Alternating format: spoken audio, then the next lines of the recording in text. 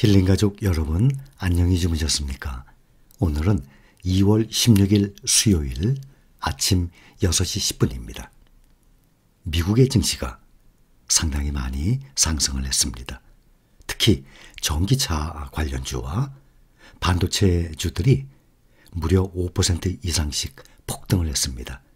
어제 미국의 선물지수가 많이들 보셨겠지만 하루 종일 플러스 마이너스 혼조세를 이루다가 저녁에 갑자기 급등을 하기 시작했습니다.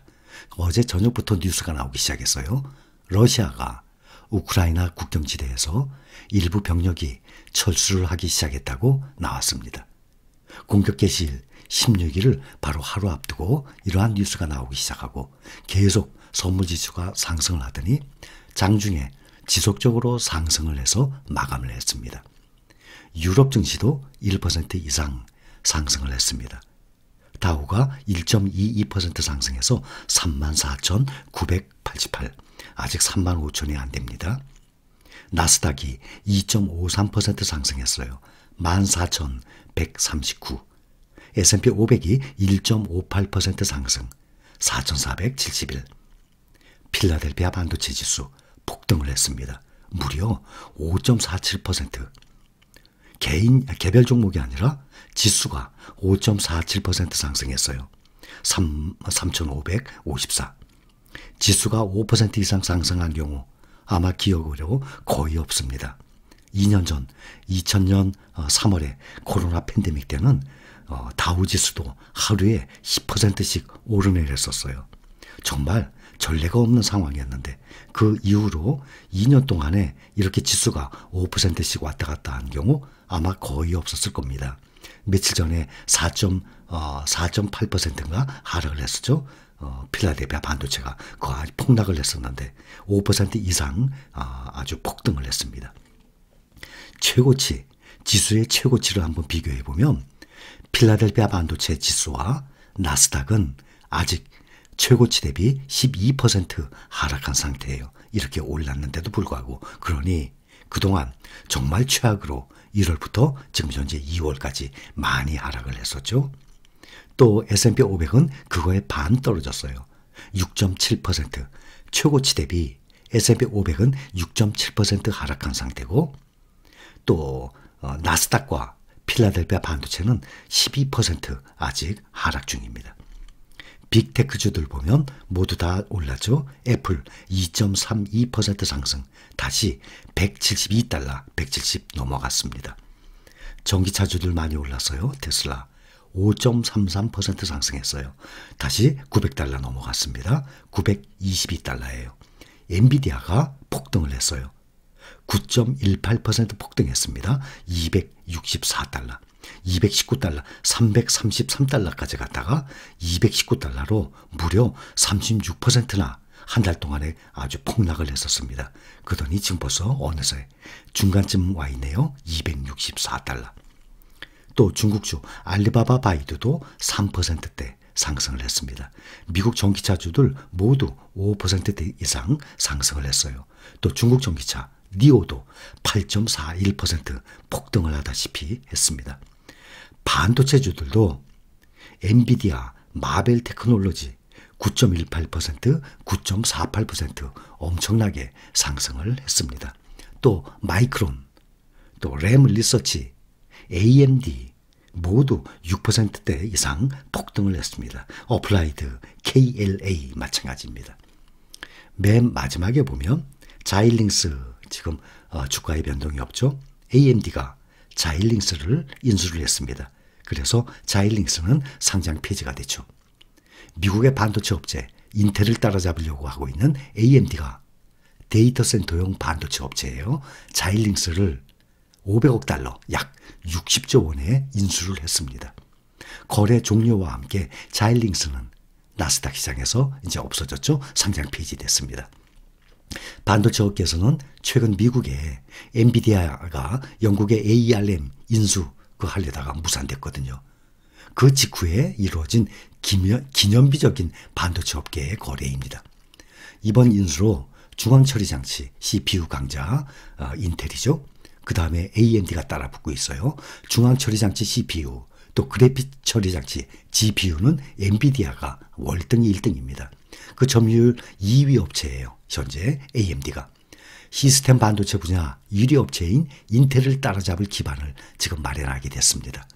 자일링스는 사용자가 용도에 맞게 프로그램을 변경할 수 있는 FPGA라는 반도체가 있어요. FPGA 반도체 시장 1위 업체예요. 자일링스. 대용량 정보 처리 속도를 높이는 프로그래머블 반도체예요. 용도에 따라서 설계를 바꾸는 반도체. 이러한 분야의 1위 업체예요. 이 FPGA라는 것은 데이터 센터, 클라우드, 인공지능 AI 이런 데 많이 사용되죠. 그래서 특히 AMD가 인텔에 비해서 뒤떨어지는 반도체 소프트웨어 쪽의 경쟁력 이제 이거 채워줄 것으로 기대가 되고 있습니다. 그래서 AMD는 자일링스 인수를 통해서 데이터 센터, 인공지능, 5G, 앞으로는 또 6G 나가죠. 자동차, 항공 우주 시장 이런 데에 모든 반도체 다 들어갑니다. 그래서 여기에 AMD의 영향력 당연히 확대할 수 있죠. 인텔도 공격적인 대응에 나섰습니다. 미국 반도체 기업 인텔이 약 6조 4천억 원에 이스라엘의 반도체 파운드리 수탁 생산업 기업이에요. 파운드리. 타워 세미컨덕터. 여기를 인수하기로 결정했습니다. 타워 세미컨덕터는 자동차, 의료, 산업용 장비에 사용되는 반도체 개발하는 업체예요. 이번 인수로 인텔은 또 반도체 설계회사 팹리스라고 그러죠. 거기로부터 주문을 받아서 반도체를 만드는 파운드리 사업을 더 강화하게 될 전망이에요. 파운드리 사업을 확장하고 있는 삼성전자 또 TSMC가 지금 월등히 1등이죠. 삼성전자와 이런 시장을 놓고 치열한 경쟁을 벌일 것을 지금 예고하고 있는 거예요. 이것처럼 애플, 마이크로소프트, 구글 이런 빅테크주들은 현금이 삼성전자도 마찬가지예요. 현금이 넘칩니다. 상당히 많은 보유를 하고 있어요.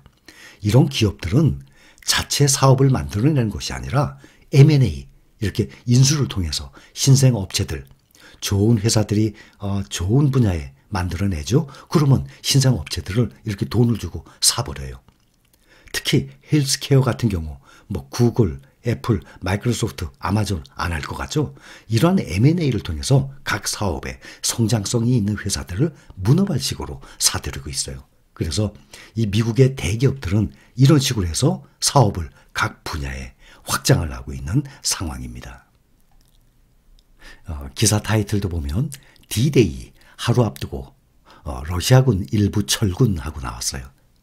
바이든 미국 대통령이 러시아의 우크라이나 침공일로 주목한 16일 하루 앞두고 러시아가 외교 협상을 지속하겠다며 일부 병력 철수에 나서면서 우크라이나 정세가 변곡점을 지금 맞고 있는 상황입니다. 러시아군이 우크라이나의 동남북 3면을 13만 명의 대규모 병력과 첨단 무기로 지금 포위한 상황이었거든요. 이런 발표가 나오자 미국과 러시아 간 극적인 맞고 타협 가능성도 지금 계속 거론되고 있습니다. 러시아 푸틴 대통령이 러시아를 방문해서요. 올라프 시올츠 독일 총리가 그래서 약 3시간 동안 정상회담을 한 후에 공동 기자회견을 통해서 러시아는 유럽에서 전쟁을 원하지 않는다 이런 말을 했고 이러한 또 여러 이슈들에 대해서 대화를 지속할 준비가 돼 있다라고 말을 했습니다. 푸틴 대통령이 긴장을 완화하기 위해서 유럽 안보에 대해 서방과 더 협력할 준비가 되어 있다라고 말을 했어요. 근데 마침 젤렌스키 우크라이나 대통령도 이날 나토 가입은 꿈 같은 일이라고 말을 했어요. 그러면서 나토 가입 포기 가능성을 시사하는 듯한 그러한 발언을 했습니다. 우크라이나의 나토 가입 불가는 러시아 안보 보장 요구의 핵심 내용이거든요. 지금 나토에 가입을 못하게 하지 마라 하는 거예요. 지금 러시아에서는. 그런데 이렇게 포기 가능성을 시사하는 듯한 발언까지 한 상태입니다. 그러니 또 러시아 입장에서는 물러날 명분을 또 찾은 것 아닙니까? 여전히 불확실성이 있습니다. 이번 사태의 분위기가 변화하고 있지만은 아직은 현재 지금 이 증시 보면 주식시장 정말 주식시장은 톡 건드리면 아주 뻥 하고 터지는 얼마나 예민합니까? 각종 이슈들에, 전 세계의 각종 이슈들에 아주 예민한 것이 주식 시장입니다. 러시아가 이번 주에 우크라이나를 공격하지 않을 것 같다는 그 낙관론에 모든 지수들이 상승을 하는 상태입니다. 미국을 비롯한 서방 주요 국들은 아직 러시아의 진위가 아직 의심스럽다는 반응을 아직 갖고 있죠. 지금 현재 보면 주식시장에 크게 세 가지 보면 인플레이션, 물가 상승, 인플레이션, 또 앞으로도 금리 인상 문제, 또 지금 러시아, 우크라이나 문제, 이 세 가지가 지금 가장 큰 상태입니다. 국제금리도 많이 올랐습니다. 2%대 이상에서 2.056까지 올라갔다가 2.045, 2%대에서 마감을 한 상태입니다. 아직은 이러한 중요한 문제들이 해결된 것은 아직 하나도 없지만 이러한 여러 이슈들에 인해서 앞으로도 주가가 폭락을 하고 막 10몇 % 이상씩 많이 하락을 했을 때 그때는 부지런히 용기를 내서 저가 매수 기회로 삼게 되면 나중에 다시 원상태에 올라오거든요. 그때 되면 저가 매수 안 한 사람들에 비해서 수익률이 엄청난 차이가 날 것입니다. 그러면서 또 꾸준히 투자를 해 나가다가 또 이런 이슈로 인해서 주가가 뚝뚝 떨어질 때 있어요. 그때 용감하게 과감하게 저가 매수 계속 하다 보면 안 한 사람과는 벌써 3번, 4번만 이렇게 행동을 하게 되면 나중에는 큰 수익 차이가 납니다. 전체적으로 보면 근로소득이 끊긴 분들도 계세요. 더 이상 매수할 돈이 없는 분들 당연히 계시겠죠. 그런데 전체적으로 보면 근로소득이 끊긴 분들보다 현재 근로소득이 진행 중인 분들, 자영업을 한다든지 직장 생활을 해서 계속적으로 월급을 받거나 수입이 생기시는 분들이 더 많습니다.